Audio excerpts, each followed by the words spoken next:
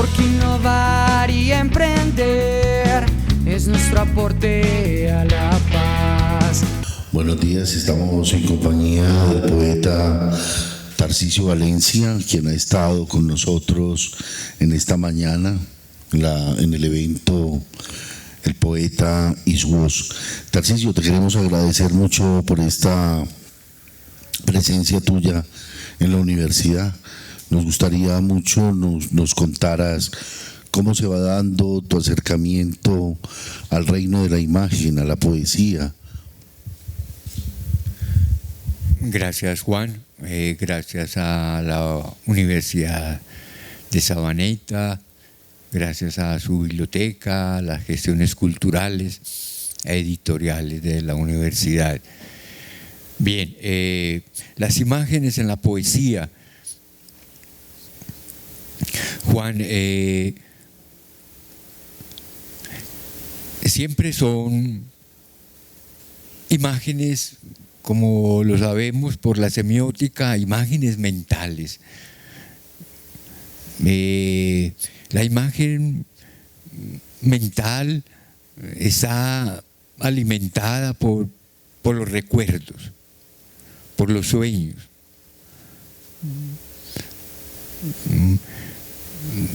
No por la razón, está alimentada por las sensibilidades.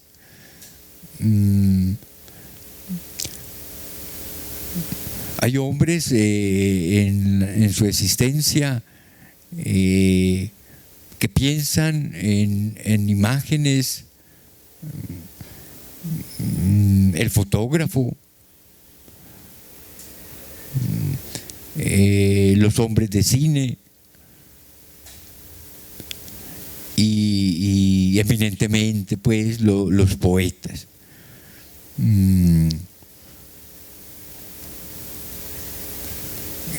La imagen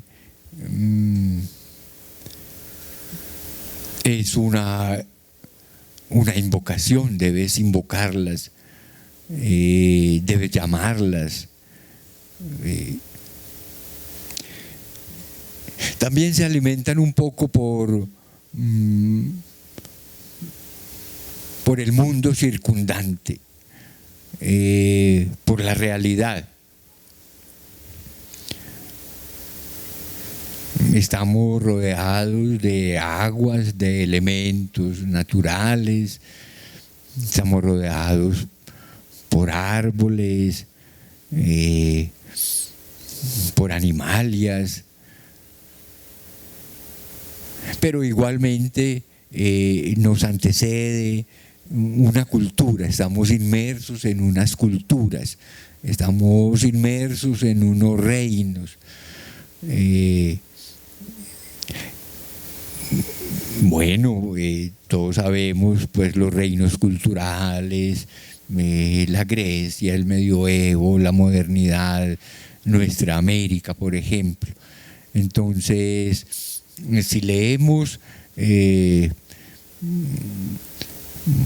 la historia,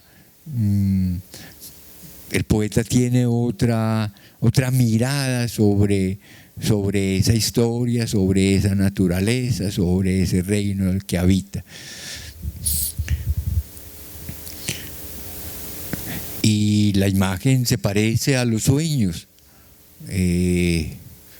Debemos estar como atentos a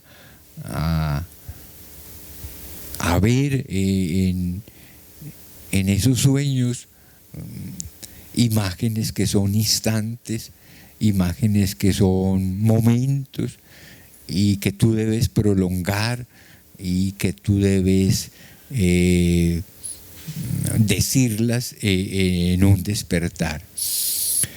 En América Latina, cultivadores de la imagen, el poeta cubano José Lezama Lima, El reino de la imagen.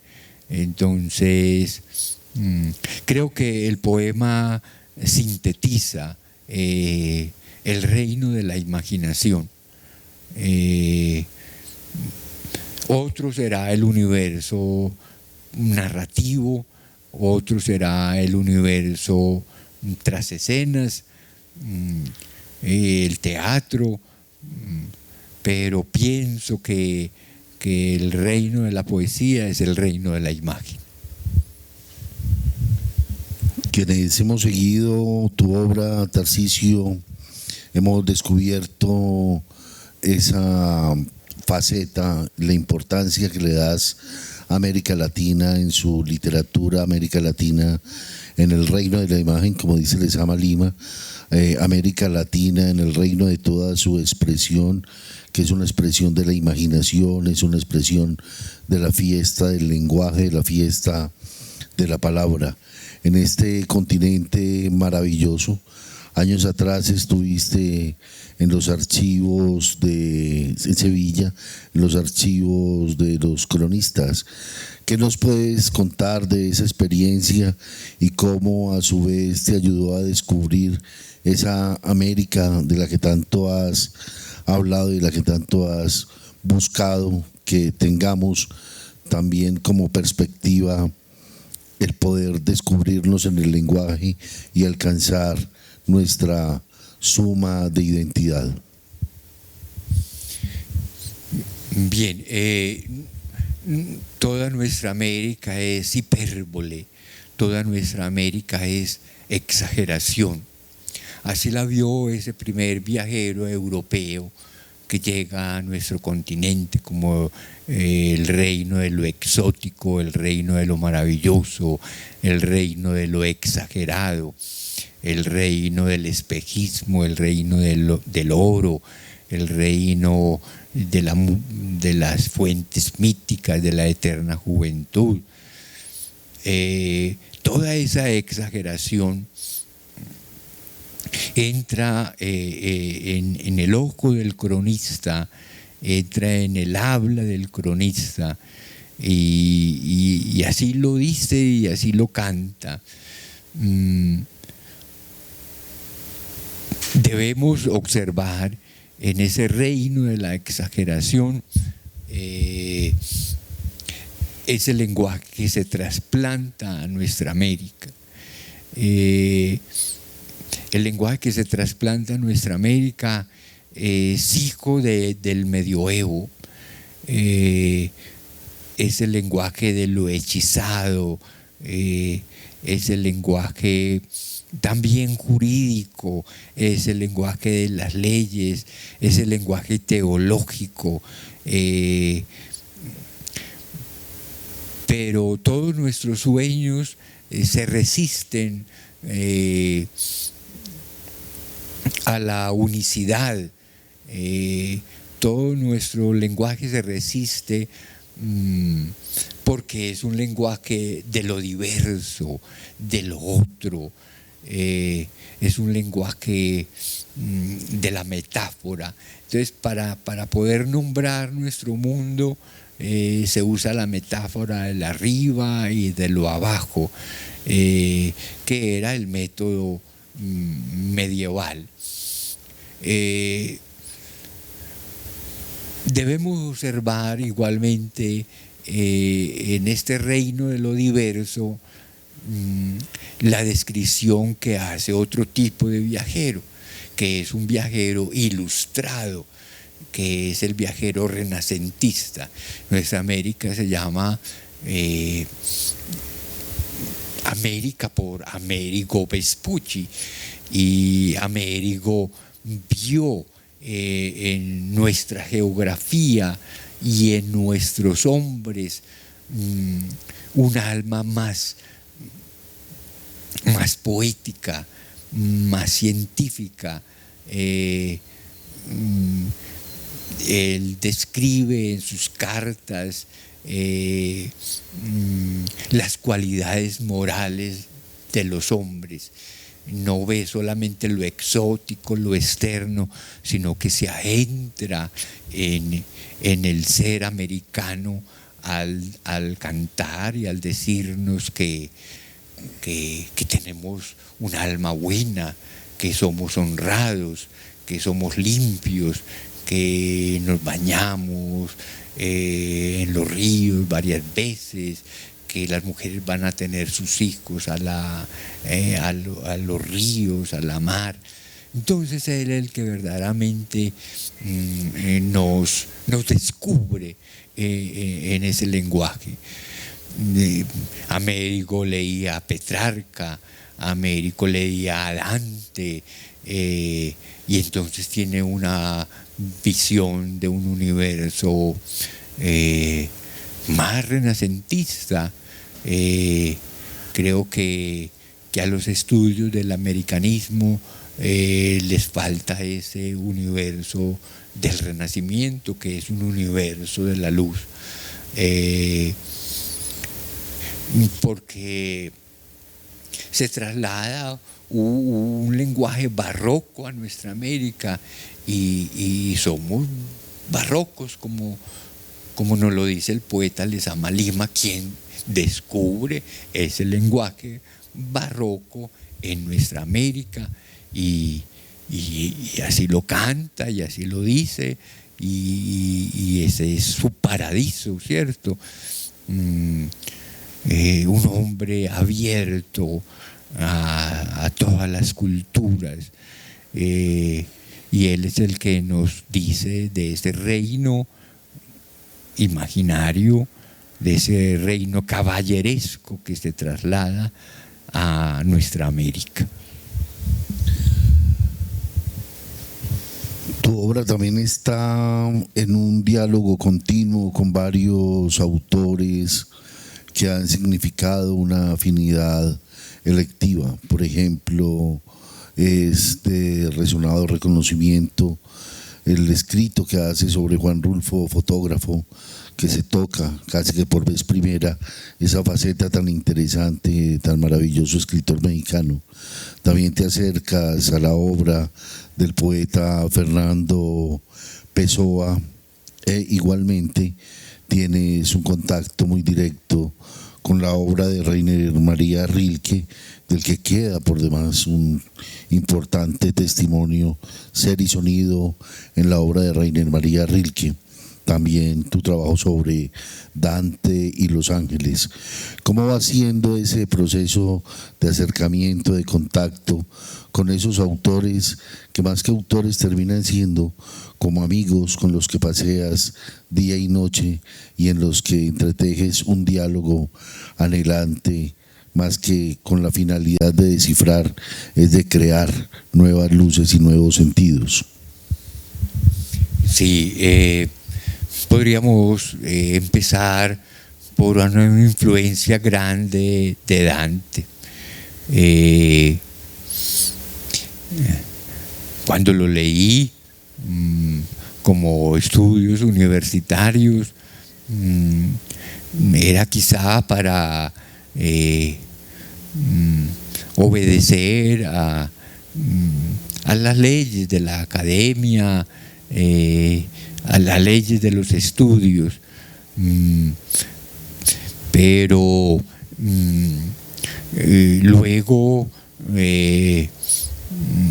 su lectura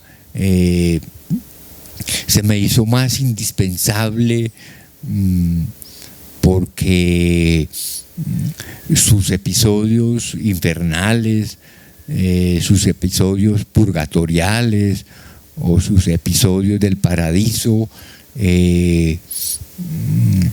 me llevaban a comprender que hizo una síntesis de un medioevo, de un año 1300. Pero Dante leía a los poetas árabes. Dante leía a Ibn al-Arabi. Dante leía ese universo teológico, y ese universo teológico le llevó al amor. El poeta sufi es el que canta y es el que baila en torno al amor, y la obra entonces de Dante se me hizo una obra amorosa. Esos episodios con Beatrice, que la ve momentáneamente y que la contempla en la rosa mística, son episodios amorosos. Esos episodios amorosos le ayudaron a resistir frente al exilio, frente a esos partidos de güelfos y gibelinos, en fin, todo ese trasfondo que hay en Dante, que aún no ha podido llegar pues a su Florencia amada. Esos episodios se vuelven episodios de una vida poética y entonces se me hacen grandes y se me hace iluminadores y reveladores para cantarlo y para decirlo y alimentarme de sus imágenes. Igual con Rulfo. Rulfo es ante todo un lector muy atento de su México, del habla del mexicano, y entonces Rulfo es murmullo, Rulfo es fantasmal, Rulfo con su personaje que está buscando un padre, ese personaje es Telémaco, ese personaje es el hombre que busca, y Rulfo fue un hombre silencioso que buscó en el habla de su pueblo esas imágenes, y entonces Rulfo casi no es sino lenguaje y murmullo y silencio y fantasma y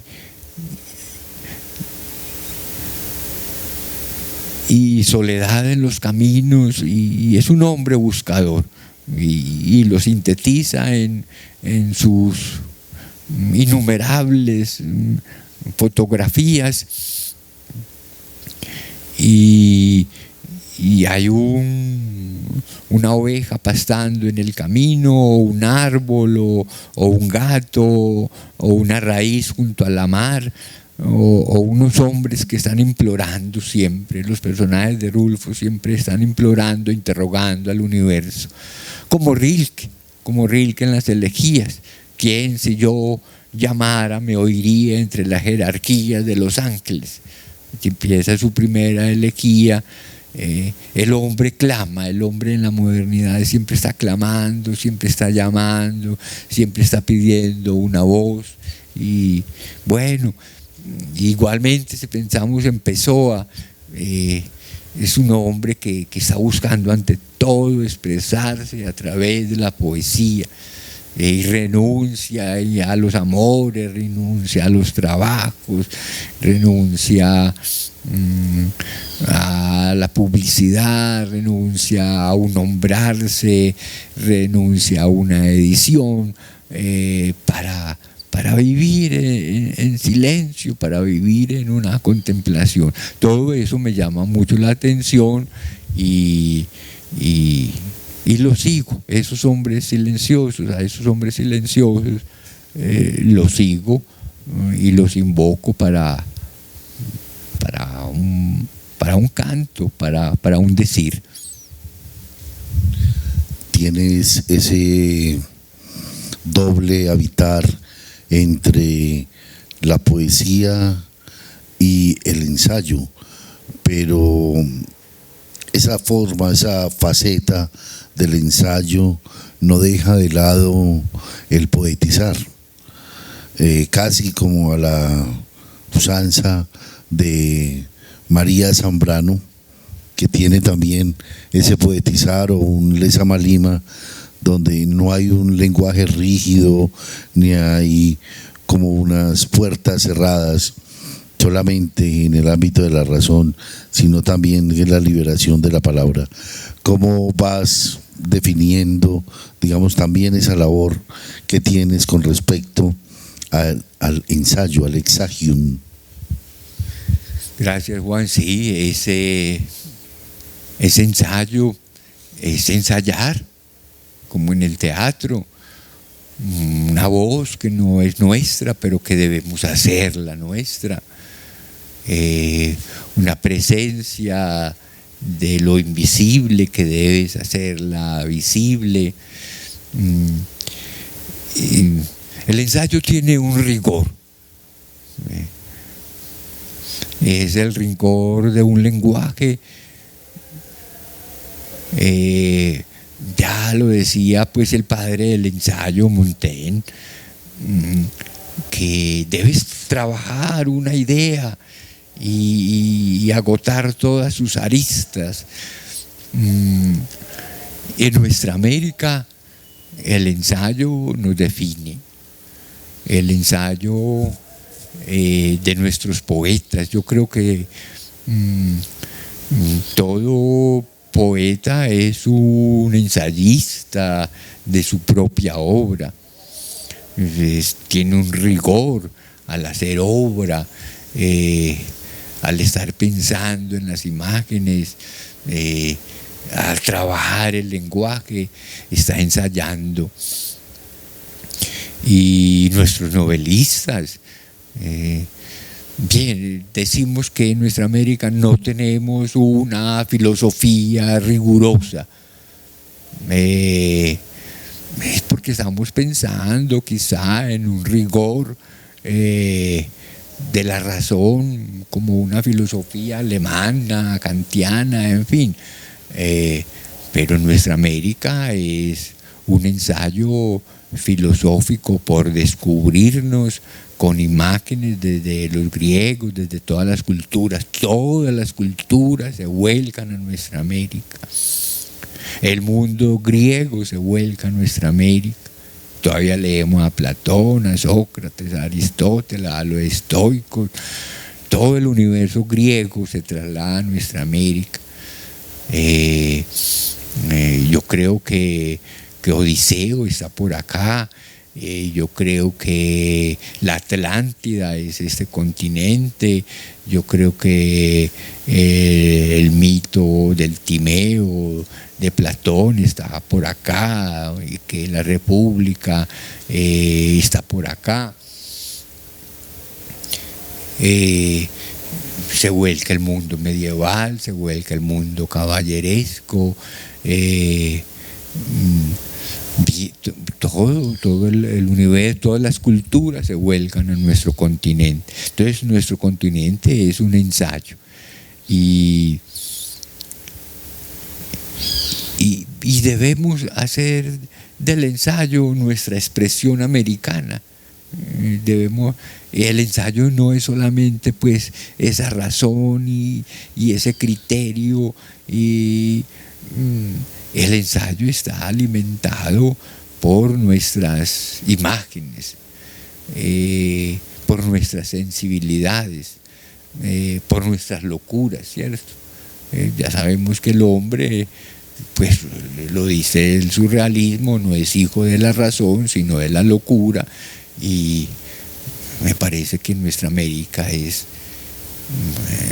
hijo de la locura, y yo creo que el Quijote también ha nacido por acá, pues. Tarcisio, la poesía colombiana, ¿qué nos puedes contar al respecto? Los poetas que te llaman la atención y con quienes también has compartido, y sobre todo que tienes un ensayo que no se ha publicado, un trabajo muy interesante sobre la obra de Gaitán Durán, más otros tantos escritores los que también has explorado. Háblanos un poco de la poesía colombiana. Bien, Juan, nuestra poesía colombiana es una poesía metafísica, es una poesía de grandes preguntas, es una poesía de lo pensante. Mencionas, por ejemplo, a Jorge Gaitán Durán. Jorge Gaitán Durán es un lector de George Bataille, es un lector de de la filosofía francesa, es un lector del cuerpo. Entonces él introduce esos deseos de que no sabemos controlar de nuestro cuerpo, y lo compara con grandes ciclones y con grandes volcanes, y en fin. Pero si observamos, nuestra poesía pasó de una naturaleza de cantarle a las flores y a los árboles, de cantarle al cuerpo. La poesía modernista colombiana es muy importante. Silva introduce el modernismo en nuestra América. Su novela de sobremesa es una gran novela. Sus nocturnos son hermosos. Su vida como poeta es tormentosa, pero ante todo ama el poema, ante todo ama decirlo, ante todo ama cantarlo, y creo que se llora un poco por unos versos perdidos, pero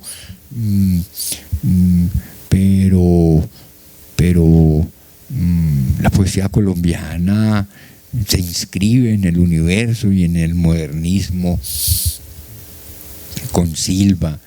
El vanguardismo en nuestra América se inscribe con León de Grey.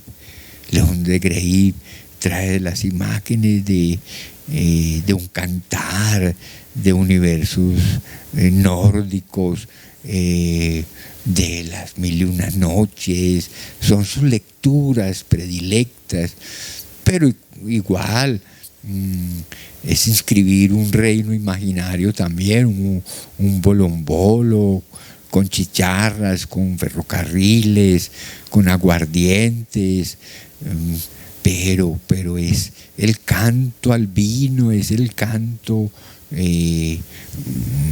son las olas vanguardistas, es el lenguaje musical que hay en él. Barba es tormentoso.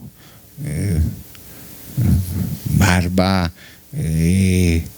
va a esos universos de alcoholes y de bohemias y transhumancias, pero recordando siempre su terruño, recordando sus pinos solitarios, sus aguas santarrosanas. Pero su oficio es la transhumancia. Sus parábolas nos anuncian pues un nuevo futuro. Aurelio Arturo hizo un canto maravilloso al sur, a lo surreal. La poesía de las generaciones que se han llamado las del desencanto, las poéticas urbanas, Rivero, Juan Manuel Roca, tu poética, Juan, se inscriben en ese canto grandioso de un pueblo que sabe cantar y que sabe decir. A veces nos inscriben en la tradición de la pobreza. No, yo creo que el canto colombiano no lo hemos acabado de decir, y nos tocaría, por ejemplo, averiguar toda la tradición de la influencia árabe en los poetas de la costa, ¿cierto? Decimos la cotidianidad de Raúl Gómez Hatín, pero Raúl Gómez Hatín tiene toda la tradición de los poetas árabes por ascendencia. de los poetas griegos, que sabía de memoria, y el poeta que sabía el griego, el poeta que sabía el latín. Su libro Hijos del Tiempo es un libro grande en la poesía colombiana. A mí me encanta la poesía colombiana, Juan, pues me siento heredero de ella y quiero estudiarla más y quiero sentirme inmerso dentro de ese canto de los poetas colombianos. Bueno, muchas gracias al poeta Tarcisio Valencia por este testimonio de su poética, de sus lecturas, de sus afinidades. Esperamos tenerlo, ojalá nuevamente pronto, acá en Unisabaneta. Muchas gracias, feliz tarde. Porque innovar y emprender es nuestro aporte a la paz.